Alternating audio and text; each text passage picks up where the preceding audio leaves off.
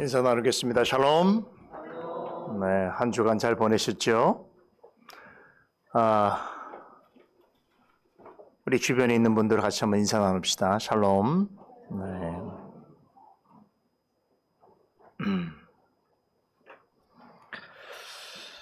주일 아침에 여러분들 이렇게 모습을 보는 것이 얼마나 큰 즐거움이고 또 기쁨인지요.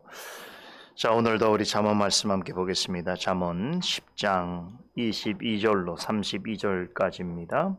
잠언 10장 22절부터 32절까지 한 목소리 읽도록 하겠습니다. 여호와께서 복을 주심으로 사람으로 부하게 하시고 근심을 겸하여 주지 아니하시느니라. 미련한 자는 행악으로 낙을 삼는 것 같이 명철한 자는 지혜로 낙을 삼느니라. 악인에게는 그의 두려워하는 것이 임하거니와 의인은 그 원하는 것이 이루어지느니라. 외리바람이 지나면 악인은 없어져도 의인은 영원한 기초 같으니라. 게으른 자는 그 부리는 사람에게 마치 이의 초 같고 눈의 연기 같으니라. 여호와를 경외하면 장수하느니라. 그러나 악인의 연세는 짧아지느니라. 의인의 소망은 즐거움을 이루어도 악인의 소망은 끊어지느니라.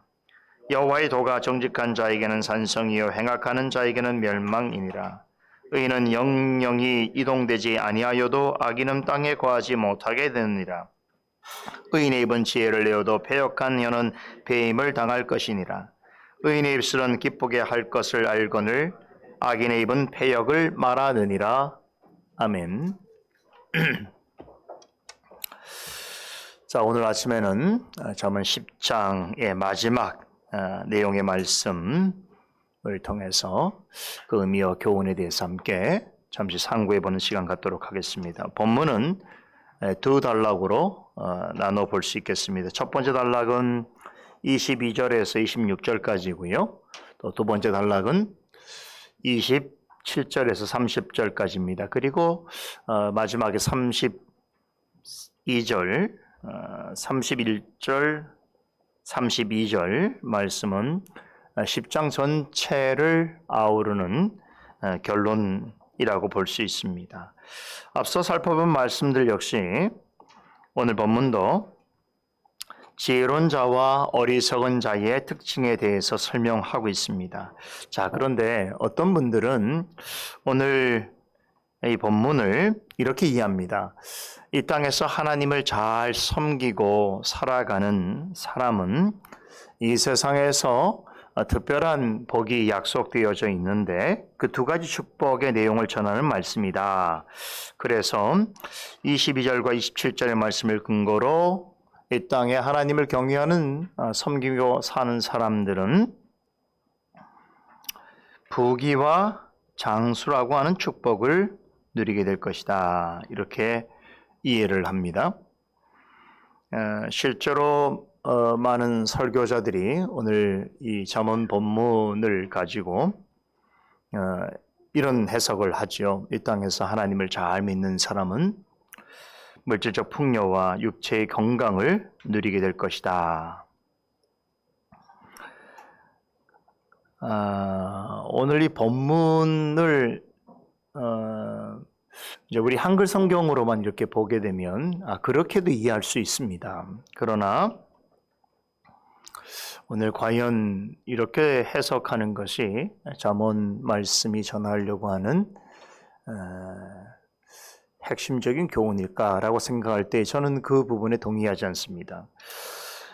잠언이라고 하더라도 사실 앞뒤 문맥을 따지고 또 흐름 속에서 파악해야 되는 내용들이 있는데 오늘 본문이 대표적으로 그런 경우입니다.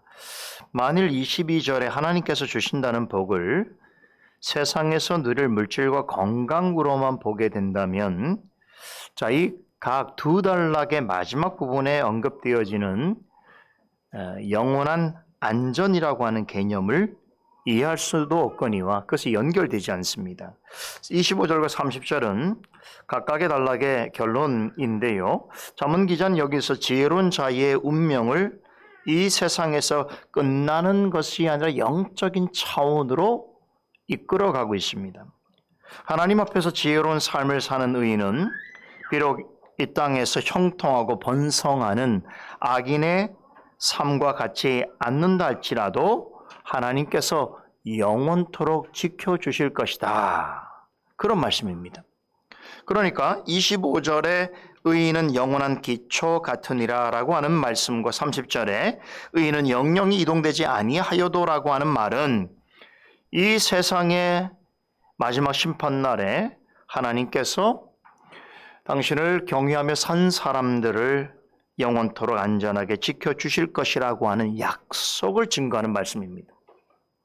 이 점을 염두에 볼 때에 본문을 이 땅에서의 하나님을 섬기고 사는 사람의 삶으로만 한정을 짓고 그렇게 살게 될 때 이 세상에서 물질과 장수의 축복을 누리게 된다는 그런 식의 해석은 오늘 본문의 어떤 전체적인 흐름뿐만 아니라 앞뒤 문맥의 내용에 있어서도 자연스러운 해석은 아닙니다. 그러나 성경을 그냥 피상적으로 또 단지 우리말로 읽혀지고 있는 내용만으로서만 보게 된다면 그렇게도 볼 수 있겠으나 항상 우리가 성경을 해석할 때는 물론 여러분 성경을 그냥 사적으로 읽을 때는 그런 한계가 분명히 있기 때문에 그냥 주시는 말씀의 은혜를 감동받고 또 그것을 가지고 또 하나님께 기도의 제목을 삼는 것은 괜찮은 일입니다만 이렇게 공적인 차원에서 성경을 해석하고 이해할 때는 그 성경에서 말하려고 하는 본의가 무엇인지를 제대로 파악하는 것이 우선적인 일입니다. 그렇겠지요? 자, 원문상으로 보면 오늘 살펴볼 두 단락의 의미를 핵심적으로 전하는 단어가 무엇인지가 명확하게 나옵니다. 우리말 성경이 좀 어려워요. 이걸 파악하기가. 우리말 성경으로 볼 때는 자꾸 우리의 눈이 부자가 되어지고 또 장수, 오래 사는 것에 이렇게 관심이 갈 수 있겠습니다만 전체 원문 성경을 보게 되면 이 본문의 가장 핵심적인 내용이 단어가 뭐냐면 22절에 보면 우리말로 부하게 하다는 말에 해당되어지는 동사입니다. 이 뜻이 부유하다, 풍부하다라고 하는 의미를 가지고 있고요. 27절에 보게 되면 우리말엔 장수하다는 말로 번역이 되어 있습니다만 원래 의미는 더하게 하다, 즉 더하다라고 하는 뜻을 가지고 있는 히브리어 동사입니다. 이 첫 번째 단락과 두 번째 단락의 전체 내용이 이 동사에 다 연결되어 있어요. 그 원문을 보면 알 수 있어요. 즉, 이 두 단락의 내용은 이 두 동사를 중심으로 내용이 전개되어져 가고 있는데 그래서 같은 결론에 이르게 됩니다. 전반부와 후반부의 결론은 그러므로 의인 곧 하나님을 경외하는 지혜로운 사람은 영원히 안전할 것이나 악인 곧 하나님을 경외하지 않는 어리석은 사람은 영원히 멸망할 것이다 라고 하는 같은 교훈을 전달해 주고 있습니다. 자, 이런 구조를 우리가 이해하면서 이 두 단락을 비교해 보면 훨씬 더 그 의미가 정확하게 드러나게 됩니다. 우선 전반부부터 보죠. 22절에 보면 잠언 기자는 하나님이 주시는 복을 언급하는 것으로 시작을 하는데 자, 여기서 복이 무엇인가? 라고 할 때 보통 사람들이 생각하는 세상에서 얻을 물질적인 부 또 혹은 명예, 성공 같은 것으로 이해할 수 있겠습니다. 그것이 아니죠. 그것을 어떻게 이해할 수 있는가 하면 확신할 수 있는가 하면 23절을 보세요. 여기서 잠언 기자는 23절에서 22절에서 언급한 하나님의 복을 뭐라고 표현합니까? 낙으로 표현합니다. 낙이란 말씀입니다. 낙이라고 하는 말은 22절 하반절에 근심이라고 하는 표현과 대조를 이루고 있죠. 낙은 근심의 반대말입니다. 그럼 낙이라는 말은 무슨 뜻인가 하면 쉽게 말하면 즐거움입니다. 그러니까 23절은 미련한 사람은 악한 일을 하는 것으로 즐거움을 삼지만 명철한 사람은 지혜를 즐거움으로 삼는다라고 하는 의미인 것입니다. 그러면 22절에서 말하는 하나님의 복이란 무엇을 말하는 것인가? 뭐겠습니까? 지혜를 즐거움으로 삼고 사는 삶. 이게 진정한 복이라는 거죠. 그럼 지금 잠언 기자가 말하고 있는 지혜란 무엇일까요? 우린 이미 지난 시간에 이 지혜 실체에 대해서 살펴보았습니다. 이 지혜는 하나님의 말씀입니다. 지난주 말씀의 결론에 해당되는 20절과 21절에 보면 잠언 기자는 지혜로운 사람이 전하는 하나님의 말씀은 귀한 보물, 즉 천은과 같다라고 했고, 많은 사람을 생명으로 이끌고 교육하는 거룩한 방편이라고 하는 사실을 전했습니다. 이 부분에 근거해서 볼 때 23절에서 말하는 명철한 자가 지혜로 낙을 삼는다라고 하는 말은 의인, 즉 하나님을 경외하는 사람은 하나님의 말씀의 가르침을 가장 큰 즐거움으로 삼고 살아가는 사람이다 라는 것을 말해주는 것입니다. 하나님의 관점에서 본다면 이런 사람이야말로 가장 복될 뿐만 아니라 가장 부요한 사람인 것입니다. 하나님께서는 당신의 말씀을 사랑하고 말씀을 통해서 전달해 주시는 교훈을 즐거워하는 사람, 그런 사람을 복이 있다 하시는 것입니다. 시편 1편에 언급되어 있는 복 있는 사람이죠. 여호와의 말씀을 주야로 묵상하고, 그렇죠, 그 말씀에 따라가는 사람, 따라 사는 삶.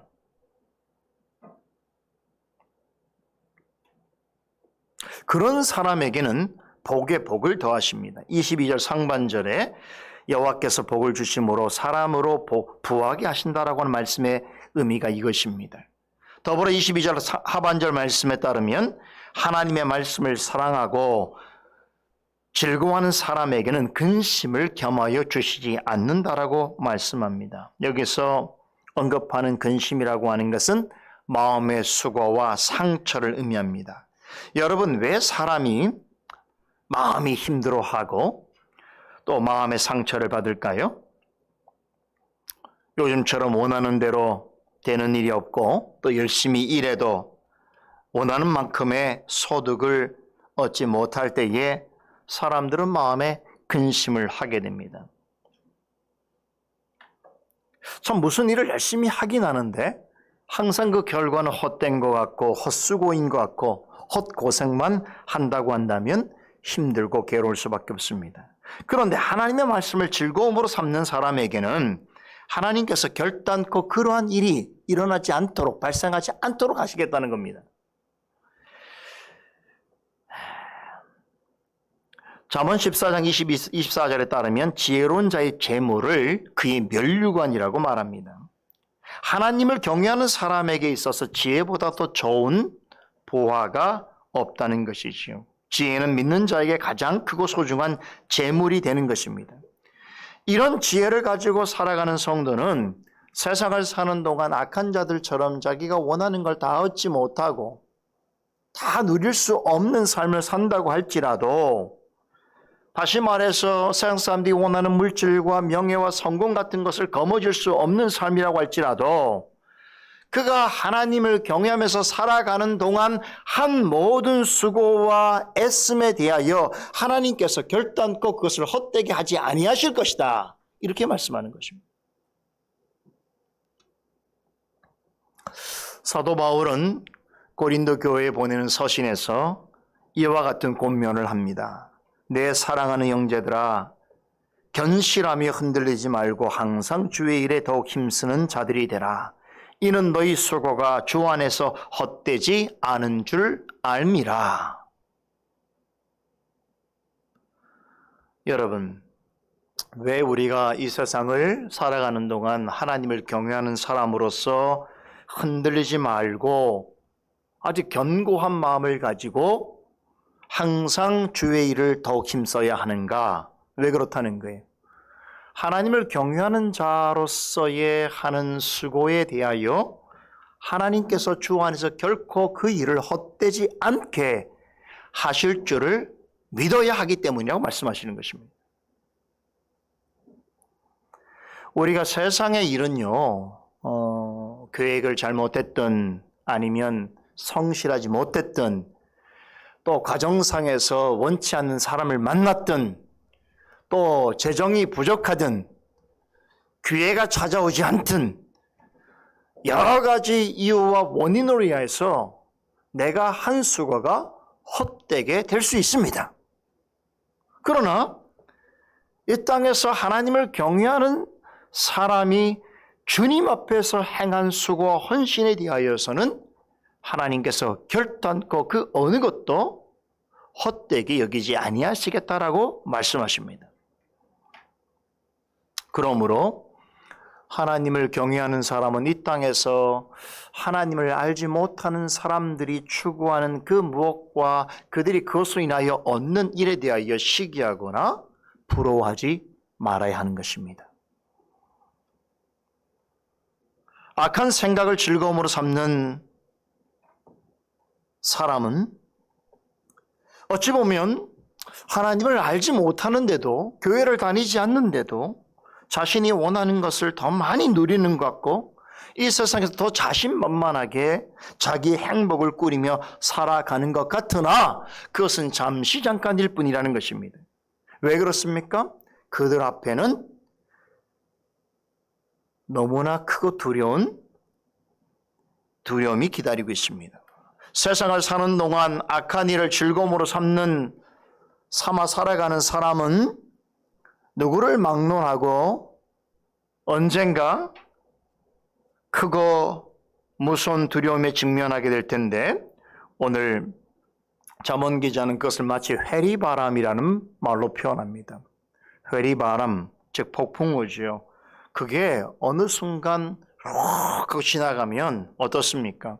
그 사람에게 남는 것이 아무것도 없는 것처럼 하나님을 경외하지 아니하고 악한 일을 즐거움으로 살아가는 사람에게 있어서 회리바람 같은 폭풍우가 언젠가 그에게 찾아오게 될 것이라는 것입니다.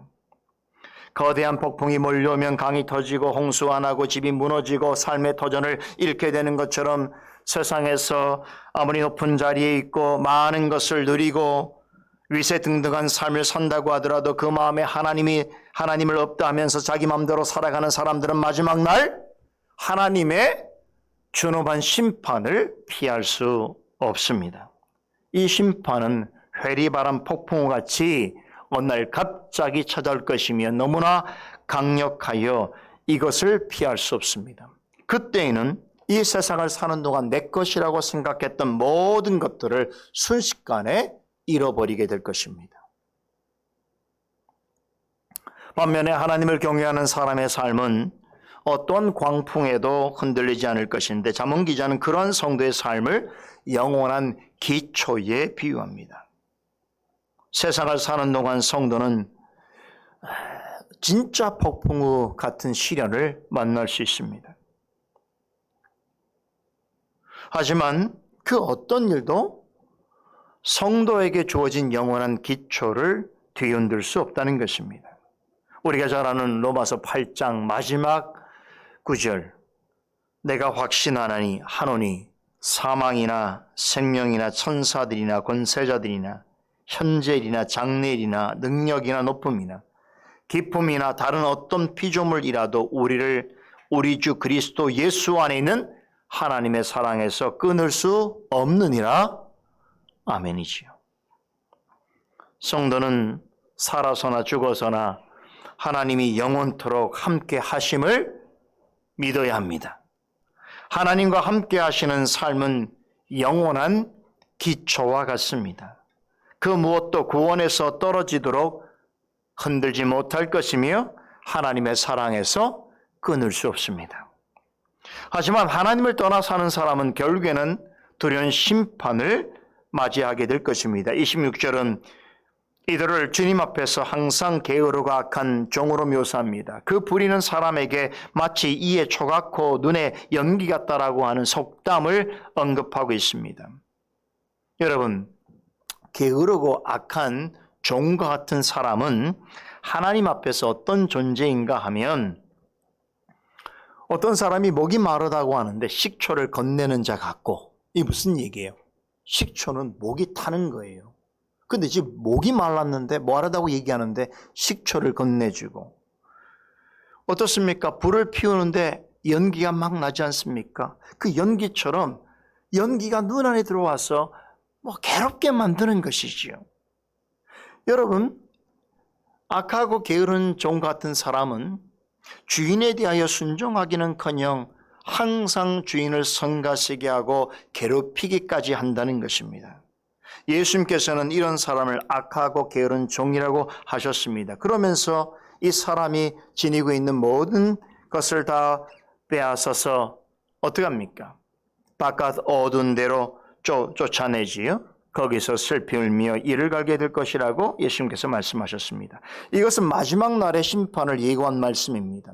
하나님이 모든 것을 창조하시고 주관하시는 분이시라는 걸 생각지 아니하고 어리석고 악한 생각대로 그저 세상을 자기의 마음대로 살아가다가 마지막 때에 하나님의 공의롭고 두려운 심판을 피할 수 없는 운명에 처하게 될 것이다 라고 하는 말씀입니다.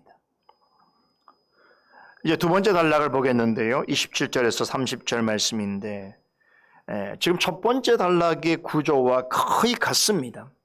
그래서 어렵지가 않습니다. 27절 두 번째 단락 내용을 보면 이 전체를 이끌어가는 동사가 나온다고 했죠. 우리말로는 장수하느니라 라고 번역되어 있는 말입니다. 원래 의미는 더하다입니다. 잠언 기자는 지혜를 가지고 하나님을 경외하며 살아가는 사람에게 하나님께서 갈수록 더하여 주시는 것이 있다고 말하는데 그것이 무엇인가 하면 28절에 말하지요. 바로 소망을 이룬 즐거움입니다. 그럼 무엇을 바라는 소망인 것인가? 29절에 보면 이 소망을 산성에 비유합니다. 여러분, 산성이라는 게 무엇입니까? 산에 지어져 있는, 돌로 지어져 있는 성이겠지요.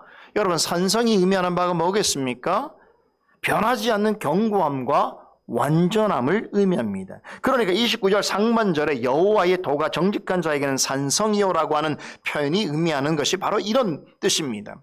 하나님 말씀에 따라서 정직하게 살아가는 사람에게 있어서 하나님이 친히 산성과 같은 존재가 되어 주신다라고 하는 의미인 것입니다.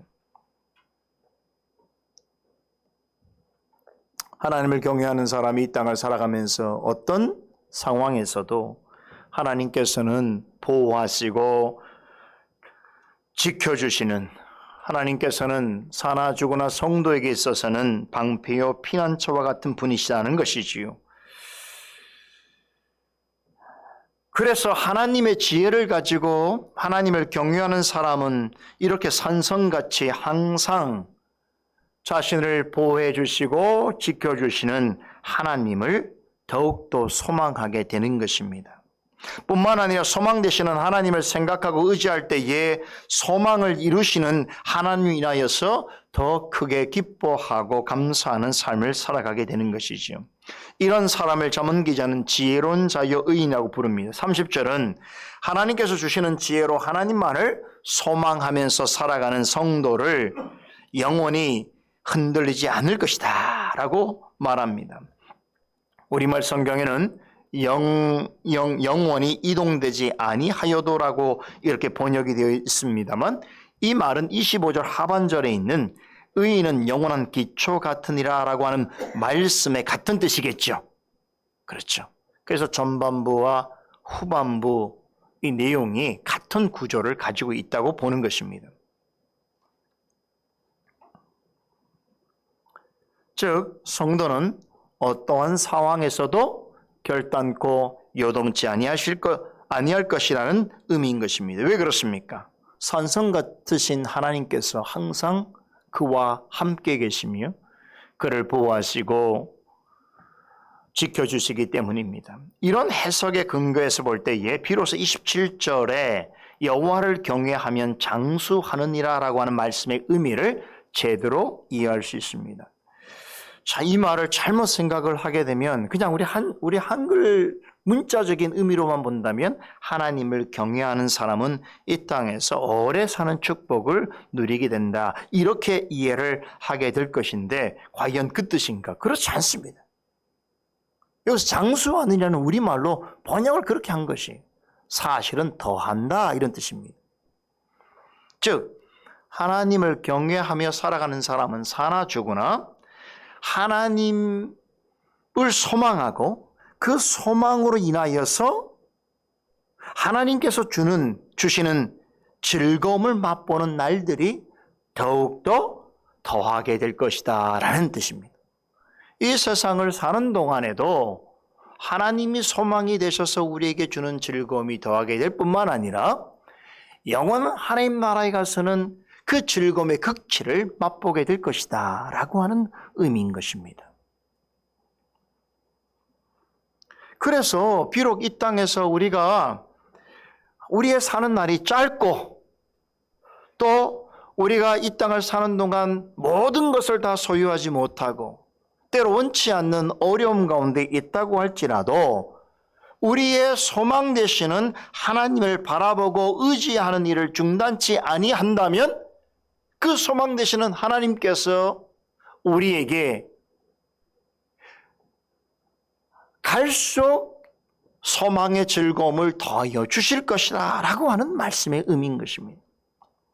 그러나 하나님을 경외하지 않는 자들은 이 세상에서 아무리 형통하고 번성하는 삶을 산다고 할지라도 그들이 악을 행하며 사는 날들은 신속히 지나가게 될 것이며 결국에는 아무런 소망도 가질 수 없는 멸망에 이르게 될 것입니다. 그들은 결코 하나님이 주시는 영원한 즐거움에 참여하지 못할 것입니다.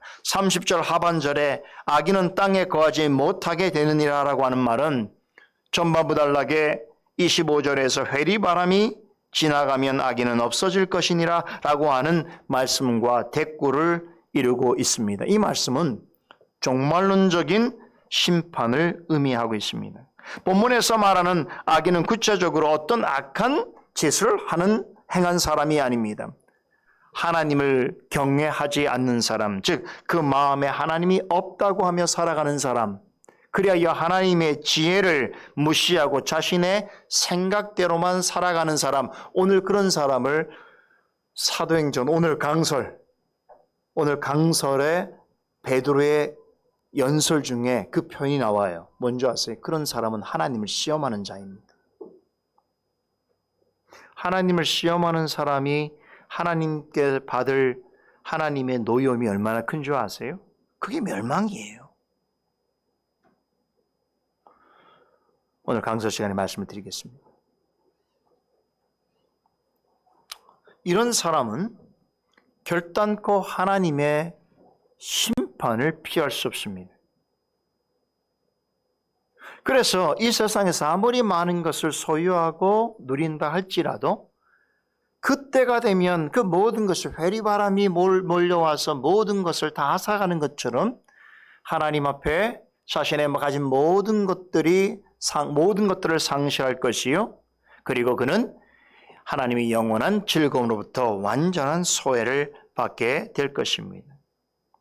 그러나 하나님을 경외하는 사람, 곧 지혜로운 사람은 생의 마지막 순간에는 하나님과 함께하는 영원한 즐거움과 안식에 이르게 될 것이라고 하는 사실을 잠언 기자는 전반부와 후반부에서 반복적으로 이 사실을 강조하고 있습니다. 이제 마지막 남은 두 구절 31절과 32절은요. 이것은 앞서 언급했던 10장 전체의 내용을 이제 마무리하는 결론입니다. 제가 앞서 설명드렸는데 잠언서 10장 전체는 말과 관련되어 있다고 그랬어요. 그래서 신체 기관들 중에 입이라고 하는 표현이 자주 언급되어져 있지요. 그러니까 지혜로운 말과 어리석은 말, 그것이 무엇인지에 대하여서 10장 전체가 이것을 설명해 주고 있습니다. 과연 어떤 말이 지혜로운 말인가? 우린 이미 알고 있지요. 지혜로운 말은 먼저는 하나님의 말씀입니다. 그리고 또 다른 하나가 있다면 하나님의 말씀을 따라 살아가는 성도의 입에서 나오는 지혜의 말입니다. 바로 이것이 우리가 사랑하고 소망하고 기뻐해야 하는 말인 것입니다. 이런 말을 즐겨하는 사람이야말로 하나님을 경외하는 자요, 지혜로운 자요, 하나님 앞에 의인이라 칭함을 얻는 자입니다. 기도하십시다. 거룩하신 하나님, 오늘 이 복된 주일 아침에도 우리에게 하나님의 지혜의 말씀을 들려주시니 감사를 드립니다. 잠언서를 통해서 하나님께서 택한 백성에게 주시는 지혜의 교훈들을 기울여 듣고 있습니다. 하나님, 이제 하나님께서 말씀하시는 지혜가 무엇인지를 조금씩 깨달아가고 있사오니 이 말씀을 들을수록 하나님 앞에 지혜로운 자로 하나님을 경외하면서 하나님의 말씀을 따라 정직하고 신실한 삶을 끝까지 경주해가는 주님의 백성들과 그들이 함께 모여있는 주의 교회가 되게 하여 주시옵소서.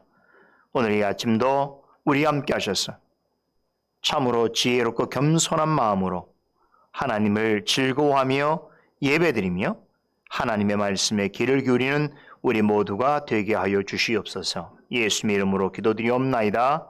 아멘.